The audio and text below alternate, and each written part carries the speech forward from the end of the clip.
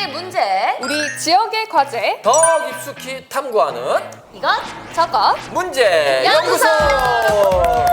자, 이것저것 문제 연구소 시작을 하면서 제가 두 분에게 OX 퀴즈를 드리도록 하겠습니다. 우리 포항에는 포항 공항이 있다, 아. 없다. OX. 하나, 둘, 셋. 오! 있다. 오. 에이, 무슨 이런 걸 질문이라고 해요. 두 분의 정답은 틀렸습니다.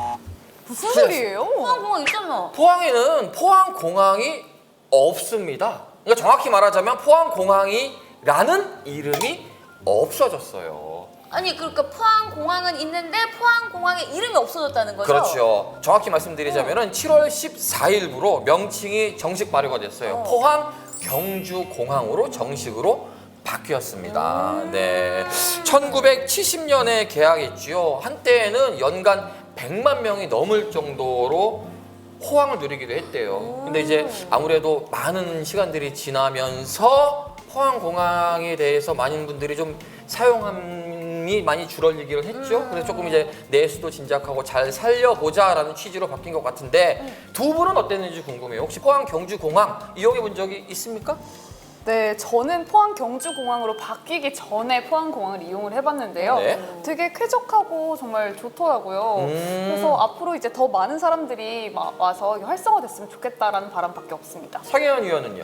아니 사실 공항을 이용을 할 때는 뭐 어디 국내선뿐만 아니라 국제선까지도 조금 이용을 할 수 있어야지 공항을 좀 찾게 되는 것 같아요. 근데 그래서 그런지 사실 저는 포항공항을 이용해 본 적은 없어요. 저도 포항공항 일적에 이용을 몇 번 해본 적이 있는데 사실 아쉬운 부분들이 조금 많았잖아요. 그래서 이제 이런 부분에 있어가지고 포항 경주공항이 되면서 많은 부분을 좀 이렇게 다독여 간다고 해요. 보니까 뭐 고문단지까지 가는 직통 버스도 연결을 하고요. 더불어서 포항 김포 노선을 증편하기도 하고 여러 가지 뭐 프로모션을 통해 가지고 할인 행사도 하고 해서 이제 관광객 유치에 박차를 가하겠다라는 얘기들이 나오더라고요. 근데 좀 이용하면서 아쉬운 점들은 국제 노선이 없다도 있었고 맞아요. 우리 주경 인턴은 아쉬운 점은 없었어요?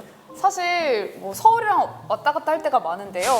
몇 개 없어서 좀 아쉽더라고요. 노선 수가 좀 네. 부족했죠? 네, 아무래도 그러니까 이제 기차가 편리하다 보니까 이제 기차로 옮기거나 뭐 이렇게 되기가 쉬운 것 같다. 그런 생각이 들었어요. 그래도 지금 포항시 그리고 경주시가 합작을 해가지고 제대로 한번 살려보자라고 노력을 하니까 우리 포항 더불어서 경주의 관광객들이 증대되는데 좀 플러스가 됐으면 좋겠습니다. 더불어서 몇 년 후면 울릉공항 열리잖아요. 연결되는 관광 코스로 좀 제대로 만들었으면 하는 바람이 있어요.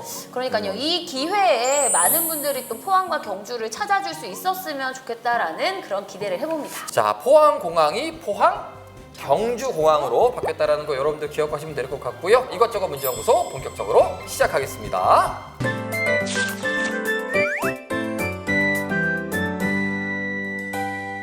한 주간 우리 지역의 이슈를 키워드로 정리해보는 마실연구소입니다. 첫 번째 지역은요, 포항으로 가보겠습니다. 12년입니다. 12년. 그런 거 아닐까요? 이 영일만 대교가 이제 또 12년 정도 만에 이제 드디어 확정이 났다. 진짜로 이제 한다. 아닌가? 그건가? 저는 요즘에 숫자만 들으면 자다가도 번쩍번쩍 깨요. 왜요? 물가가 몇 %, 올랐네.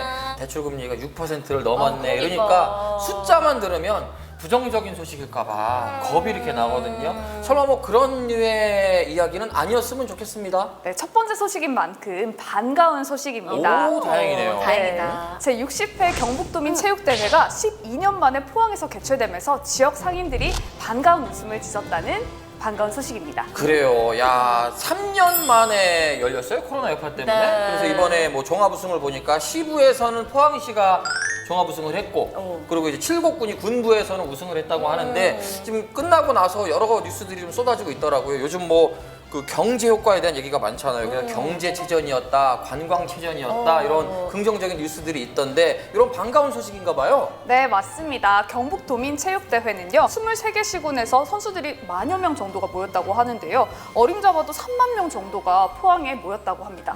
야, 아니 3만 명이면 한 4일을 먹었다고 치면은 해보면은 한 36만 그릇 정도가 나갔다는 거잖아요. 더해서 뭐 어. 숙박까지 생각해 보면 경제 효과가 그 경제 이번에 최전이었다는 말이 맞는 것 같아요. 그러니까요. 잠도 자야 되고 커피도 한 잔 해줘야 되고 또 중간에 그러게. 간식까지 먹어주면은 야 진짜 어마어마하긴 하네요. 그래요. 와, 야, 오랜만에 어서오세요. 반가운 소식. 뿌뿌뿌뿌. 예. 그래요. 또 한 가지 반가운 소식이 내년 경북체전은 울진에서 열린다고 합니다. 내년에는 울진의 경제 효과가 크게 있었다라는 뉴스도 접해봤으면 좋겠습니다. 포항 소식 반가웠습니다. 네. 네, 두 번째 지역으로 가볼까요? 이번엔 경주입니다. 공포 탈출입니다. 공포 탈출. 야, 요즘 뭐 한여름밤이기 때문에 뭐 좀비도 그렇고요. 귀신의 집. 귀신도 그렇고요. 나 이런 거. 그리고 실제로 경주는 그 귀신 체험, 뭐 이런 호러 체험 이런 거 밤에 여러 곳에서 하기도 하더라고요. 폐가 체험 이런 거. 어우, 뭐 이런 걸까요? 무서워. 그런 즐거운 소식이었으면 좋겠지만요. 이 시민들이 직접 겪은 사고를 얘기합니다. 사고? 네, 맞습니다. 지난 14일이었죠. 경주의 놀이공원에서 롤러코스터가 55m 상공에서 멈추는 사건이 일어났습니다. 그 바람에 24명의 탑승객들이 그냥 꼼짝 멈춰서 그대로 기다렸다고 합니다. 와. 이야, 아니 얼마 동안 그렇게 있었대요? 무려 1시간 정도 동안요. 1시간 동안을 그러면 위에서 이렇게 기다렸던 거예요? 얼마나 무서웠을 거예요. 그러니까 사진을 보니까 아니 진짜 그 높이에서 사실 기다리고 있다는 자체가 너무 아찔하더라고요. 사실 1초, 2초 만에 떨어진다고 해도 그 높이는 무서운데 그럼. 너무 힘들었을 것 같아요. 그리고 이 기다리는 시간에 내가 제대로 구조될 수 있을까라는 맞아요. 걱정을 하는 아마 긴 시간이었을 것 같아요. 무사히 구조는 잘 된 거죠? 네, 맞습니다. 비상 계단을 이용해 모두 다 지상으로 내려올 수는 있었는데요. 다만 한 명씩 구조가 되다 보니까 나머지 사람들은 계속 기다려야만 했습니다. 그래서 시간이 많이 걸렸던 거죠. 야, 진짜 아찔하다. 그러게요. 네. 그러니까 우리 경주만이 아니라 여기저기 놀이공원에서 한 번씩 있는 사고기도 해서 이 놀이공원의 안전 문제는 늘 이야기가 되는 부분이기도 한데 멈춘 이유에 대해서도 좀 나왔나요? 원인이? 기계 결함을 감지한 놀이기구 센서에 의해서 자동 정지가 됐다고 하던데요. 업체는 즉각 놀이공원을 폐쇄는 했다고 하고요. 원인 조사를 실시했다고 합니다. 그래서 원인이 잘 밝혀져서 부디 다음에는 별일이 없었으면 좋겠습니다. 그래요. 그러니까요. 사실 뭐 지난달에 사실 터키에서 일어났던 자이로 스윙 영상을 보고도 제가 진짜 어머 어떡하냐 너무 놀랐었거든요. 근데 그런 일이 우리 지역에서도 일어났다고 하니까 좀 아찔하네요. 사실 아이들과 함께 또 뭐 가족들, 친구들이랑 즐거운 추억을 만들어가는 맞아요. 것이 놀이동산인데 이런 아찔한 기억들을 다시는 심어주지 않으셨으면 좋겠네요. 좋습니다. 자, 다음 지역으로 가보죠. 네, 다음 지역은요. 울진입니다. 울진. 울진의 이번 주 키워드는 이상 기온입니다. 이상 기온. 이상기온 요거는 근데 진짜 요즘 뭐 우리나라뿐만 아니라 전 세계적으로 이상기온 때문에 문제가 되게 많잖아요. 폭염 때문에 죽는 사람들도 있다라는 기사들까지 보니까 좀 아찔하더라고요. 우리나라도 그렇잖아요. 왜 8월에 들어서면 이제 무더위다, 열대야다 난리가 나는데 사실 장마 이전에도 갑자기 기온이 상승해가지고 맞아. 많은 분들이 힘들어하는 일이 있었더라고요. 이게 지금 보니까 세계 기상기구에서 기후 재난에 처했다라는 표현까지도 나오고 있다고 합니다. 이게 굉장히 심각한 건가 봐요. 네, 맞습니다. 결국 우리 지역도 올해 이상 기후가 찾아온 건데요. 7월 상순까지 폭염 일수와 열대야 일수가 예년에 비해서 무려 7배나 더 많았다고 합니다. 네, 그래서 울진군에서는 앞으로 있을 폭염 대비 취약 노인 보호 대책을 추진한다고 합니다. 노인 맞춤형 돌봄 서비스를 위해서 생활 지원사 100여 명 정도를 지원을 하고 있다고 하고요. 약 1,500명 정도의 돌봄 대상자의 안부를 계속해서 체크를 하는 등 관리를 지속적으로 하고 있다고 합니다. 그래요. 냉방비 지원도 좀 필요할 것 같기도 하고 비단 울진만의 이야기가 아니죠. 울진이 먼저 시작을 했지만 우리 뭐 영덕, 포항, 경주, 물론까지 우리 어르신들이 무더위를 좀 잘 지낼 수 있게끔 다각적으로 좀 섬세한 행정이 필요할 것 같다는 생각을 해 봅니다. 꼭 네. 필요할 것 같습니다. 다음 지역으로 가볼게요. 네, 다음 지역은요. 바다 건너서 울릉도로 가보겠습니다. 울릉도 헬림입니다. 님? 헬림이라 아니 뭐 햇님도 아니고 달님도 아니고 그러니까 햇님? 요즘 뭐 헬지옥, 헬조선 이런 말 많이 하잖아요. What 아 the 근데 hell? 울릉도가 헬이라는 말은 좀 서운하다. 그런데 헬 우리가 생각하는 이게 맞나요? 헬울릉. 이번 헬은 헬기를 얘기하는 헬림을 얘기하는 겁니다. 헬기. 네, 울릉군에서는요 진인사 대천명이라는 말을 진인사 대헬기라고 말할 정도로 응급 황자가 발생했을 때 헬기가 없으면 골든타임을 놓쳐서 큰 사고가 날 수 있다고 했는데요. 그러니까 울릉도 주민분들 사이에서는 아프더라도 날씨 봐가면서 아파야 된다. 아이고. 이런 얘기가 나올 정도로 응급 상황에 대한 걱정들이 굉장히 많습니다. 그죠? 네, 맞습니다. 얼마 전에 있었던 일이 있었는데요. 울릉도에서 심근경색 증상을 보인 50대 남성이요. 급하게 대형 병원으로 옮겨지려고 했지만 날씨가 좋지 않아서 헬기가 뜨지 못했다고 합니다. 그래서 8시간이 흐른 뒤에야 헬기를 통해서 대형 병원으로 이송했다고 합니다. 그러니까 이게 말이 되나 싶어요. 사실 아픈데 그리고 이런 긴급한 상황에서는 바로바로 병원에 이송하는 게 중요한 거잖아요. 맞아요. 왜 골든 타임을 지켜야지 생명을 살릴 수 있다 이런 얘기들까지 들리는데 내가 이 날씨 봐가면서 상황 봐가면서 아플 수도 없는 거고. 8시간이 말이 됩니까? 그러니까요. 그리고 사실은 이게 울릉도에 살고 계신 분들도 문제가 되겠지만 관광객들이 워낙 많아지는 맞아요. 추세잖아요. 지난해보다 뭐 100몇십 % 이상의 관광객이 증가했다고 하는데 그런 상황에서 만약에 이런 긴급한 상황이 일어나면 그때도 헬기가 뜨지 못하면 이건 너무 위험한 일인 거잖아요. 그래요. 이 응급 상황에 대한 응급 수송 방법에 대한 고민은 해야 될 것 같아요. 왜냐면은 헬기가 없어서 못 뜬 게 아니거든요. 날씨가 안 좋으면 헬기조차 뜨기가 어려운 상황이기 때문에 어떤 식으로라든 말씀하신 대로 관광객 혹은 주민들을 응급 상황에서 이동시킬 수 있는 수송에 대한 방법은 무조건적으로 1순위로 놓고 고민을 해야 될 것 같다는 생각을 해봅니다. 꼭 좀 부탁드리겠습니다. 네. 자, 다음 지역 가볼까요? 네, 벌써 마지막 지역입니다. 네. 영덕으로 가보겠는데요. 영덕의 이번 주 키워드는 가족입니다. 가족. 영덕 가족. 오, 훈훈하네요. 키워드가. 뭔지 알 것 같아요. 느낌이 이제 여름이라서 가족 단위의 관광객들이 많아지니까 이 가족들이 즐길 수 있는 여행 코스를 만들었다. 4인 가족 뭐 빡, 3인 가족 빡. 성수기이기도 하니까. 응. 그리고 저는 아니면 인구 절벽인 영덕에 가족 단위의 시민들이 유입되기 시작했다. 오, 그건 뭐 반가운 이런 소식이다. 뉴스였으면 좋겠다. 네. 네, 반가운 소식이 맞습니다. 이번에 영덕군에서요. 건강, 가정, 어울림 한마당이라는 큰 행사를 주최했다고 하는데요. 영덕 지역의 이웃들이 모여서 운동회도 하고 또 소통의 시간을 가졌다고 합니다. 그러니까요. 사진을 보니까 뭐 노랑, 빨강, 파랑, 또 흰색 옷까지 같이 맞춰 입고 재미나게 행사를 즐기고 계시더라고요. 네, 근데 진짜로 이렇게 인구가 계속 소멸되어 가는 지역들의 노령화를 늦추기 위해서는 뭐 젊은 세대 그리고 뭐 다세대 가정이 뿌리를 내리고 잘 살아갈 수 있도록 지원책을 잘 마련하는 게 제일 중요하지 않나라는 생각이 들어요. 그러게요. 뭐 2대가 3대가 함께하는 모습 보면 굉장히 따뜻하고 좋아 보이잖아요. 근데 조금 더 좋으려면 2대, 3대의 가족과 또 다른 가족들이 함께 어울릴 수 있는 그런 여러 가지 행사나 자리들이 마련이 됐으면 좋겠다 생각이 들거든요. 네. 영덕만이 아니라 뭐 포항, 경주, 울진에도 꼭 필요하지 않을까 생각을 해봅니다. 네. 네, 영덕뿐만이 아니라 다른 지역까지 모두 이제 행사가 2대, 3대 모여서 다양하게 했으면 좋겠습니다. 저는 다음 주에 더 생생한 키워드로 찾아뵙겠습니다. 네, 지금 일단 고생하셨습니다. 고생했어요.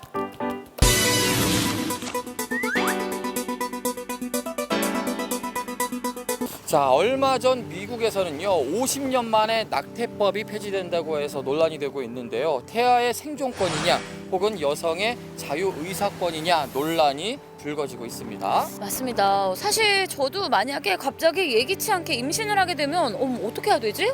앞으로 난 어떻게 지내야 되지? 벌써 생각만 해도 상상이 안 돼요. 그래요. 그래서 오늘 저희가 찾아간 센터는요 위기 임신에 처한 여성들을 도와주는 그런 센터죠. 맞습니다. 여성 소망 센터로 함께 가시죠. 아이를 갖는다는 것, 여성들에겐 어떤 의미일까요? 크나큰 축복이지만 때론 두렵고 무섭기도 할 텐데요. 예상치 못한 상황에서 아이를 갖게 됐지만 제대로 낳고 키울 준비가 안 된 상황을 위기 임신이라고 부릅니다. 이런 어려움에 처한 여성들에게 낙태의 유혹을 뿌리치고 생명의 소중함을 일깨우려 몸소 노력하는 사람들이 있는데요. 이것저것 문제연구소에서 그 아름다운 사람들을 만나봅니다. 네, 여성 소망센터에 왔습니다. 이 여성 소망센터는 어떤 곳이고 어떤 일을 하는지 김정주 대표님과 함께 이야기 나눠보도록 하겠습니다. 대표님 안녕하세요. 안녕하세요. 반갑습니다. 자, 여성 소망센터. 저는 이름만 듣고 이곳에 찾아올 때까지는 요즘 좀 많이 생겼죠. 그래도 복지 체계가 좋아지면서 미혼모 단체들이나 뭐 미혼모 시설 많이 생겨서 비슷한 시설이 아닐까 싶었는데 직접 와서 보니 일단 주변 환경이 좀 다른 것 같고요. 잠깐 이야기를 나눠보니 기존의 미혼모 시설들과는 이야기가 좀 다르더라고요. 맞아요. 어떤 목적인지 설립 취지는 어떻게 됐는지 이 부분을 짚고 얘기하면 설명이 좀 좋을 것 같아요. 네, 저희는 2012년도에 설립된 비영리 민간단체고요. 저희는 미혼모 단체로 알려지기보다 사실은 생명단체로 더 알려지기를 원하는 그런 마음이 있습니다. 생명단체는 위기 임신에 처하신 분들이 보통은 낙태를 많이 생각하시는데요. 저희는 낙태가 아니라 다른 선택지가 있다는 것을 충분히 설명드리고 또 본인이 입양을 할 수도 있고 또 본인이 직접 키우고자 할 때 나라의 여러 지원들이 있는데 그런 것들을 받을 수 있도록 직접 또 도와드리거나 또 다른 후원자님들을 연결해서 그런 분들을 지원해서 아이를 충분히 낳고 잘 키우고 또 그 아이가 또 건강하게 자랄 수 있는 것까지 좀 지켜보는 그런 단체로 일하고 있습니다. 근데 일단은 말씀하시는 중간에 위기 임신이라는 단어가 나왔어요. 생소하신 분들도 좀 있을 네, 거예요. 그냥 네. 약간 의도치 않은 상태로 임신이 됐다 이런 의미 정도인가요? 정확히 어떤 상황이라고 보면 될까요? 또 쉽게 말하면 임신된 상황 자체가 위기가 되는 상황을 얘기하거든요. 그래서 준비가 되거나 어떤 결혼한 상황에서 임신이 되면 그것이 우리가 축복으로 인식하고 그것을 굉장히 좋은 일로 인식을 하지만 학생이거나 뭐 미성년자이거나 아니면 결혼을 하지 않았거나 아니면은 뭐 이혼을 하셨거나 뭐 이런 상황에서 임신이 되면 그것 자체가 이 여성에게는 굉장히 큰 위기로 다가오고 그것을 누군가가 반드시 도움이 필요한 그런 상황에 처하게 되는데 그것을 저희가 위기 임신이라고 얘기합니다. 그러면은 지금 이 여성소망센터에서는 우리가 흔히 말하는 미혼모들, 뭐 임신 중인 이분들만 여기에 찾을 수 있는 건가요? 그렇지 않습니다. 저희가 판단했을 때 네.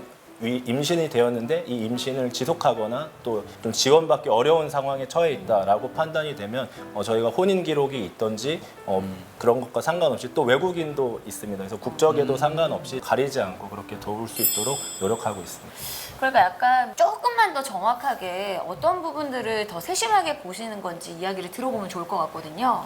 저희가 이 생명사역을 하다 보면은 굉장히 중요한 이슈가 이게 생명사역에 정말 틀이 없다는 건데요. 우리가 틀로 접근하면은 지원하지 못하는 그 사각지대가 너무나 많습니다. 예를 들어서 이제 한부모여야 된다 한다면 서류상으로 혼인 기록이 없어야 되는데 처음에 어떤 좀 진지하지 못한 생각으로 혼인 그런 신청을 했다가 남자분이 이제 떠나버리는 그런 분들도 결국에는 미혼모 혜택을 받지 못하거든요. 이제 그런 경우도 있고 정말 말도 안 되는 그런 상황도 있을 수 있거든요. 뭐 이혼하기 전인데 뭐 혼외자라든가 여러 가지 상황에서 임신이 되었을 때 우리가 그 여성이나 사회적 관계를 생각한다면 우리가 이 아기가 정말 태어나야 되는 아기인가 이렇게 생각하기가 쉽거든요. 그런데 그것을 떠나서 저희는 생명에 집중하기 때문에 이 아이에게는 죄가 없고 이 생명을 보호하는 방법으로 고민을 하다 보니까 조금 여러 가지 더 많은 범위의 사람들 또 외국인까지도 그렇게 포함을 해서 도울 수 있는 것 같고요. 또 포항 지역뿐만 아니라 또 서울이나 다른 지역에서도 서로 저희 기관들끼리 또 연계가 돼 있어서 그런 분들은 서로 연결해서 타 지역에서 또 저희 기관에 오셔서 도움을 받기도 하고 저희도 또 필요하면 다른 기관에 보내기도 하고 해서 어쨌든 저희 안에 들어와 있는 임신하신 분들 또 생명을 지키는 데 도움이 필요하신 분들은 최대한 저희가 지원하기 위해서 돕고 있습니다. 어때요? 사실 우리 지역에서 많이 이렇게 활동을 하시지만 상담을 요청하시는 분들의 수가 좀 되나요? 네, 저희가 이제 카카오톡 채널을 이용해서 네. 전국에서 상담을 받다 보니까 작년 기준으로 한 100건 정도 1년에 받았던 것 같아요. 그래서 그 중에는 청소년들도 있고 네. 또 이제 임신인지 아닌지 그런 것들을 물어보는 그런 문의들이 많이 있습니다. 야, 근데 뭐 100건이면 생각보다 많아요, 그죠? 한 달에 뭐 한 8, 9건 정도는 되는 것 같은데 어찌됐건 내가 힘든 상황에 처해 있기 때문에 도움을 요청을 하신 건데 대부분 어떤 상황들을 조금 제일 힘들어하나요? 본인은 이제 출산을 하고 싶은 생각이 있는데 남자친구라든지 가족들이 우리가 좀 지원할 수가 없다. 오히려 주변에서 낙태할 것을 좀 강요하거나 네. 그리고 또 뭐 드라마에서 뭐 흔히 우리가 볼 수 있는 그런 소재잖아요. 내 아들 앞길 막지 마라. 낙태를 해라.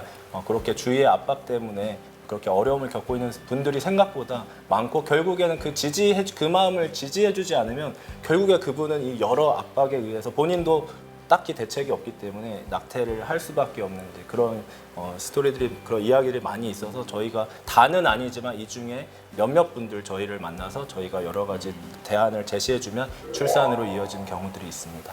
처음에 그 상담까지 오기까지의 상담을 요청하기까지의 과정도 굉장히 힘들어 하셨죠? 그분들하고 이야기를 나눠보면. 네, 맞습니다. 그래서 저희가 이제 상담실에 항상 휴지를 휴지를 항상 저희가 왜요? 비치를 왜요? 너무 눈물이 많기 때문에 네, 그 한 사람 한 사람의 사연 자체가 소설이나 영화에도 할 수 있을 정도로 정말 우여곡절이 많습니다. 왜냐하면은 우리가 생각할 때 그냥 정상적으로 잘 살고 있던 그런 여성분이 임신을 했다고 생각을 한다면 갑자기 뭐 학교를 다니는데 친구들하고도 어울릴 수가 없게 되고 또 이제 직장 생활을 할 수도 없게 되고 우리 특히 한국 사회에서는 너 결혼 안 했는데 배가 부른 거에 대해서 다 인지를 하게 되고 부모님한테 또 뭐 말씀을 드려야 되나 또 부모님이 알게 되셨을 때 또 가족들로부터 오는 어떤 비난 이런 것들로 인해서 누군가에겐 굉장히 기다리고 정말 축복된 일이지만 위기 임신을 겪은 분들한테는 그 임신으로 인하여서 갑자기 세상으로부터 차단되어지고 또 거기서 이렇게 떨어져 나가 고립되어지는 그런 효과가 있기 때문에 그런 분들을 만나서 이렇게 상담을 하다 보면은 정말 가슴 아픈 특히 이제 남자친구나 누군가 이제 도와줄 수 없다라고 얘기를 해서 저희한테 오신 상황이기 때문에 어떤 배신이나 어떤 그런 신뢰에 대한 그런 관계 단절에 대한 충격들이 있는 상태에서 저희에게 오셔서 많이들 좀 힘든 상태에서 오시는 경우가 많습니다. 어떻게 보면은 그 여성분들은 인생의 마지막이다라고 생각을 할 거예요. 그런데 이제 또 다른 인생의 시작을 만들어 드려야 되기 때문에 가장 어려운 순간을 함께 하신다고 볼 수 있을 것 같은데 그래서 어떤 활동들을 좀 주로 하시는지 좀 구체적으로 들었으면 좋겠어요. 몇 가지들을 조금 더 짚어주시겠어요? 네, 위기 임신 상담에 대해서 조금 자세하게 좀 설명을 드리고 싶은데요. 네. 감사하다 표현을 하고요. 아기를 지키고 생명을 지키려는 그런 마음을 가지신 것에 대해서 너무 감사한 마음을 표현을 해드리고 그 다음에는 이제 왜 낙태를 하려고 생각을 하시는지 왜 낙태밖에 답이 없다고 생각하시는지를 들어보면 이제 여러 가지가 이유가 나오거든요. 뭐 빚이 있다. 그러면은 저희가 나라에서 임산부들은 빚을 해결할 능력이 없다는 경제력 능력이 없다는 게 증명이 되기 때문에 나라에서 그 빚을 이렇게 분할해서 상환할 수 있는 여러 제도들이 있습니다. 그래서 저희가 그런 제도들 연결해드리고 또 집이 없다, 내가 출산하고 싶은데 거처가 없다 할 경우에 저희 센터에서 운영하고 있는 숙소들이 있습니다. 그래서 그 숙소들로 모셔서 출산할 수 있도록 돕고 있고 또 가족들이 없다, 나를 도와줄 사람이 없다 하면 저희 직원 선생님들과 자원봉사자들을 연결해서 그렇게 지원을 받을 수 있도록 돕고 있습니다. 또 뭐 경제적인 문제는 이제 주민센터라든가 지역사회에 또 연결을 해서 그렇게 받을 수 있도록 도움을 드리고요. 이번에 코로나 때 다 겪어보셨겠지만 결국엔 다 친척 가족들로 다 돌리거든요.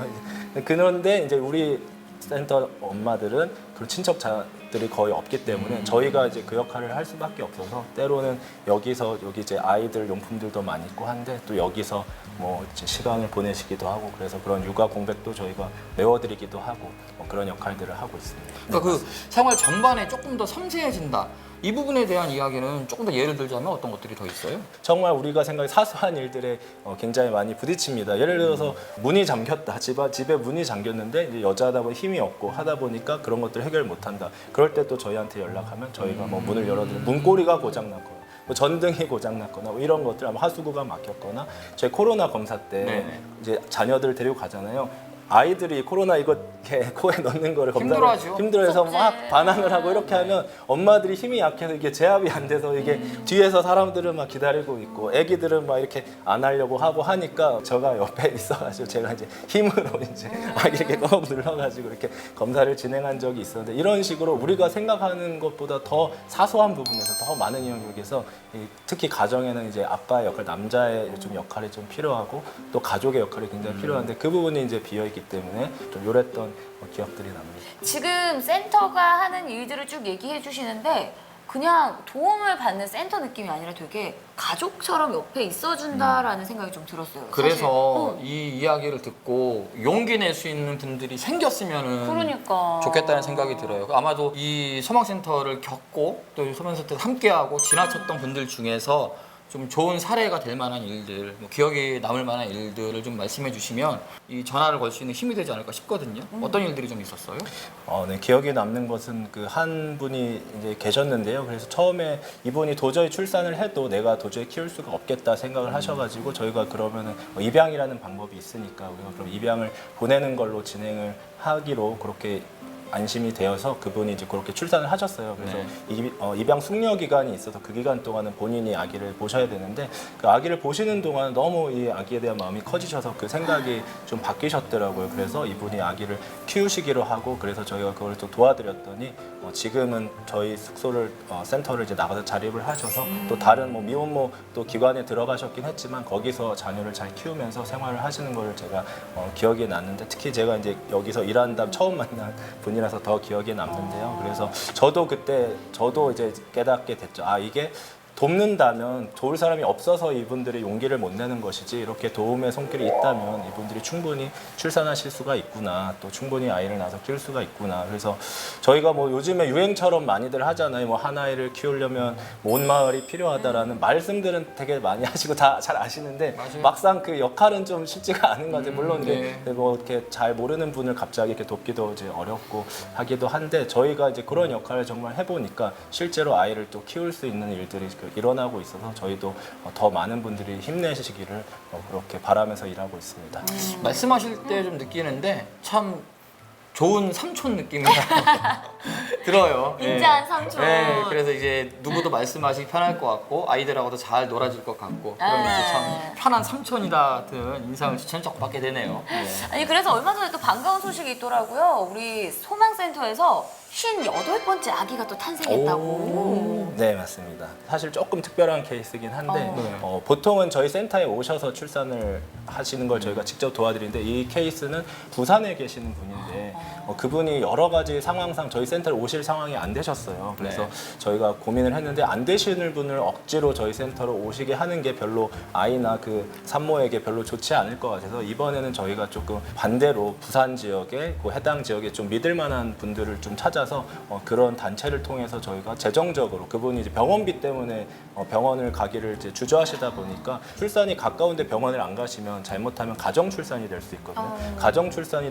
되게 되면 뭐 응급한 상황도 있을 수 있고 여러 가지 위험한 상황이 있을 수 있기 때문에 병원에 좀 가셔야 되는 상황인데 본인이 어떤 병원비 부담 때문에 그것을 이제 안 가고 계시더라고요. 그래서 이런 경우는 저희가 좀 회의를 해서 좀 병원비를 좀 지원을 해드리고 그분이 병원에 잘 가시는지 좀 확인을 해서 그분이 잘 출산한 것을 확인한 그런 케이스입니다. 그 이후에 제가 그 소식을 아이가 태어난 소식을 후원자님들에게 전달했더니 네. 또 후원자님들이 너무 좋아하시면서 또 후원금을 보내주셔서 저희가 또 출산 축하금 같은 개념으로 또 그 금액을 또 그 지원해주시고 돕고 계신 분들께 보내서 그분들도 너무 기뻐하시고 다시 한번 우리가 마음을 모은다면 이렇게 살릴 수 있다 그런 것들도 다시 한번 경험하게 돼서 우리 58번째 아기도 정말 저희가 기뻐하면서 그렇게 지켜봤던 기억이 있습니다. 자, 오늘 저희 방송을 보고 이 여성 소망센터라는 곳의 존재를 알게 되신 분들이 아마 많으실 것 같아요.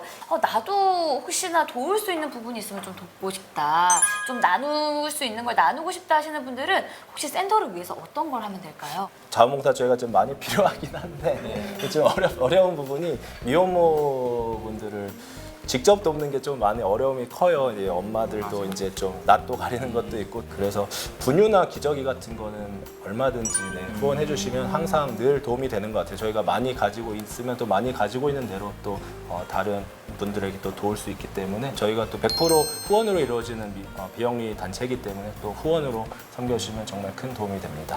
녹화 시작하기 전에 저희 단체가 아직은 좀 작아서라는 말씀을 하셨어요. 근데 이야기를 듣다 보니까 단체는 작지만 마음은 이보다 크다라는 마음을 제가 갖거든요. 우리 여성 소망센터가 작지만 결과적으로는 더 많은 분들을 위해서 또 노력을 할 거 아니에요. 추구하고 있는 지향점이라고 해야 될까요? 어떤 목표까지 지금 생각하고 계신 거예요? 저희가 좀 더 발전이 된다면 지금 포항에서 더 커지는 것은 아닌 것 같고요. 10가정에서 20가정을 한 10년 이상 장기적으로 케어해서 그 다음 세대들이 이렇게 태어난 생명들이 건강한 가정으로 커가는 걸 보는 걸 목적으로 하기 때문에 다른 지역에서도 이런 활동들을 좀 계속해서 미혼모 가정들이 그 자녀들이 또 어려움을 겪는 경우가 굉장히 많거든요. 그래서 그런 것들이 반복되지 않고 또 그 다음 세대들은 더 건강한 가정으로 세워지는 걸 보고 싶어서 저희가 더 발전을 한다면 그렇게 좀 다른 도시들에서 이렇게 돕는 일들을 계속 하고 싶고요. 또 궁극적으로 바라는 것은 한 150년 전만 해도 노예제도가 굉장히 좀 흔했던 게 우리나라거든요. 지금 정말 믿어지지가 않을 정도로 그런 것처럼 저희가 미래에는 정말 낙태라는 것에 대해서 생각하지 않는 나라가 되었으면 왜 낙태를 해야 돼? 충분히 우리 키울 수 있잖아. 왜 그 낙태를 생각해? 물어볼 수 있는 그런 나라가 된다면 지금 저출산율 1위로 지금 굉장히 위기라는 얘기가 많이 나오고 있는데 그런 것에 대한 충분한 대안이 될 수 있다고 생각을 합니다. 그래서 그런 생명을 살리는 나라로 좀 바꿔 나갈 수 있으면 좋지 않을까 그런 목표로 나아가고 있습니다. 그러니까요. 이게 저출산율 1위인데 또 이렇게 위기 임신이라고 표현하셨던 그런 상황을 겪는 분들은 줄어들지 않고 있다는 게 참 되게 마음 아픈 것 같아요. 계속 이야기를 하면서 느낀 게 이렇게 예기치 않은 상황에서 소중한 생명이 또 생기고 근데 그 생명을 어떻게 해야 될지 이런 고민하는 이런 슬픈 상황보다는 미리미리 우리가 좀 성교육도 좀 제대로 받고 예방을 잘 해나가는 게 제일 중요한 게 아닌가라는 생각이 들어요. 그래요. 사실 어려운 얘기들이었어요. 근데 이제 어려운 얘기들인데 하면 할수록 조금 따뜻해지는 것 같아서 이 공간이 하는 일이 이런 일이구나라는 것을 좀 느낄 수 있는 시간이었어도 좋겠습니다. 아마 누군지는 모르겠지만 이 방송을 보고 있는 그 한 사람이더라도 이곳 소망센터를 참 기억하고 전화 걸 수 있는 용기가 됐으면 하는 시간이었으면 바라겠고요. 그 한 통의 전화가, 한 통의 상담이 정말 그분들의 미래를 함께 만들 수 있는 역할로서 앞으로도 좀 꾸준하게 이뤄냈으면 하는 소망을 바라봅니다. 어깨가 좀 무거우실 테지만 앞으로도 좀 많은 분들에게 힘이 좀 되었으면 좋겠습니다. 어렵지만 따뜻한 얘기였습니다. 오늘 감사했습니다. 네, 말씀 잘 들었습니다. 고맙습니다. 네, 감사합니다.